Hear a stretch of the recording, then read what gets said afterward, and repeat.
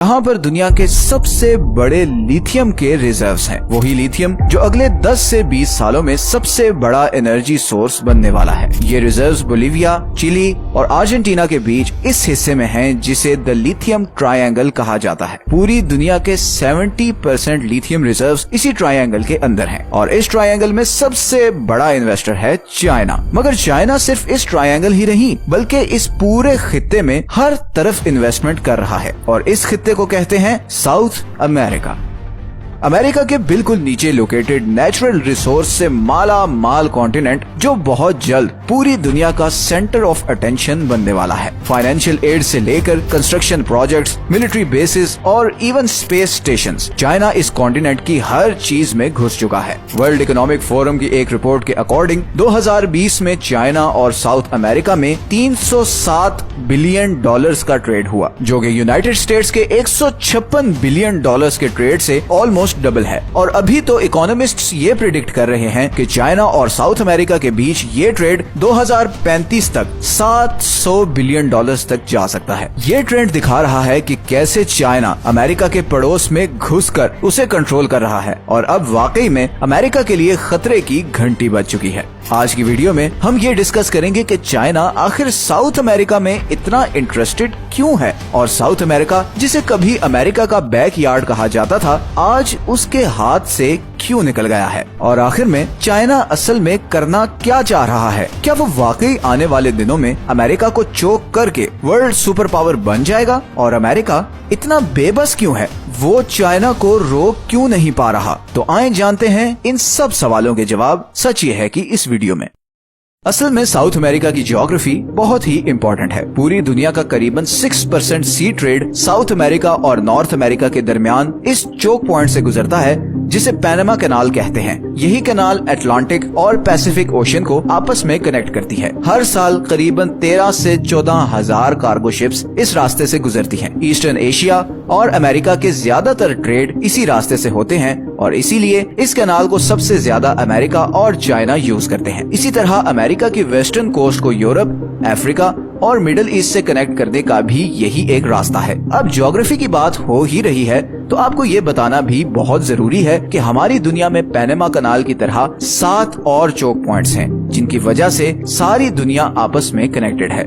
इन्हीं choke points के लिए कहा जाता है कि अगर किसी भी वजह से ये रास्ते ब्लॉक हो जाए तो पूरी दुनिया की इकोनॉमी कोलैप्स कर जाएगी, क्योंकि सारा ट्रेड इन्हीं के थ्रू होता है। अब जैसे स्ट्रेट ऑफ हॉर्मुज है जो पर्शियन गल्फ और गल्फ ऑफ ओमान को कनेक्ट करने का ये वाहिद रास्ता है और यहीं से मिडिल ईस्ट का सारा तेल पूरी दुनिया को जाता है। ये पॉइंट दुनिया का सबसे डेंजरस और इम्पोर्टेंट चोक पॉइंट है और इस पे हम ऑलरेडी एक वीडियो बना चुके हैं जिसका लिंक आपको नीचे डिस्क्रिप्शन में मिल जाएगा। इसी तरह अफ्रीका के नीचे केप ऑफ गुड होप है जो यूरोप और एशिया को अफ्रीका के सदर्न पार्ट से कनेक्ट करता है। फिर मोरक्को और स्पेन के दरमियान स्ट्रेट ऑफ जिब्राल्टर है जहाँ से मेडिटेरेनियन और अटलांटिक सी के दरमियान ट्रेड होता है। इसी तरह नॉर्वे, स्वीडन और डेनमार्क के बीच ये डेनिश स्ट्रेट है जो बाल्टिक और नॉर्थ सी को कनेक्ट करता है। रशिया का सारा तेल इसी रास्ते से यूरोप को जाता है। फिर आता है टर्किश स्ट्रेट जो मेडिटेरेनियन और ब्लैक सी को आपस में कनेक्ट करता है। रशिया,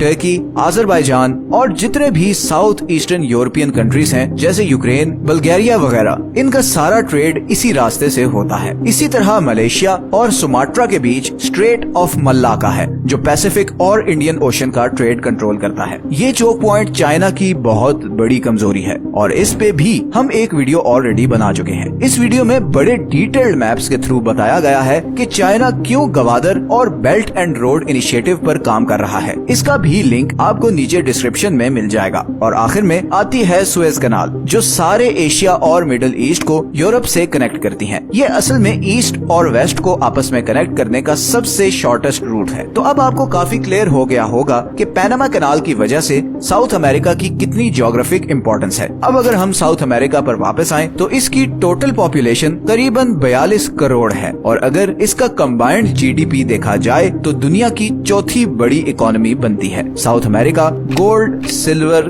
कॉपर, आयरन, ऑयल और लिथियम के रिजर्व से माला माल है। अगर हम सिर्फ वेनेजुएला की बात करें तो इसके पास सऊदी अरब से भी ज्यादा ऑयल के रिजर्व्स हैं, मगर फिर भी 2019 की रिपोर्ट के अकॉर्डिंग 94% वेनेजुएलन्स शदीद गरीबी का शिकार हैं और सिवाय 1-2 कंट्रीज को छोड़कर सारे साउथ अमेरिका का यही हाल है। इतना रिसोर्स रिच होने के बावजूद बदकिस्मती से साउथ अमेरिका कभी भी इन रिसोर्सेज से फायदा नहीं उठा सका और इसकी बहुत सी पॉलिटिकल और सोशल रीजंस हैं। पुअर इंफ्रास्ट्रक्चर, खराब law and order situation, political instability and corruption, ये 4 चीजें आपको हर साउथ अमेरिकन कंट्रीज में मिलेंगी। साउथ अमेरिका असल में रिसोर्स कर्ज का शिकार है। रिसोर्स कर्ज एक इकोनॉमिक फिनोमेना है जिसके मुताबिक जिन कंट्रीज में बहुत ज्यादा नेचुरल रिसोर्सेज होते हैं वहाँ पर इकोनॉमिक ग्रोथ बाकी कंट्रीज से कंपैरेटिवली कम होती है। अफ्रीका भी इसी रिसोर्स कर्ज की एक और एग्जांपल है। लेकिन खैर, अब चाइना के इधर आने से बहुत सी चीजें बदल रही हैं और इसीलिए मैं अब आपको बता रहा हूँ कि चाइना साउथ अमेरिका में आखिर कर क्या रहा है। चाइना का साउथ अमेरिका में ये इतना गहरा इंटरेस्ट शुरू हुआ ईयर 2000 से। उस वक्त साउथ अमेरिका की टोटल एक्सपोर्ट का सिर्फ 2% चाइना को जाता था, लेकिन फिर अगले 20 सालों में ये शेयर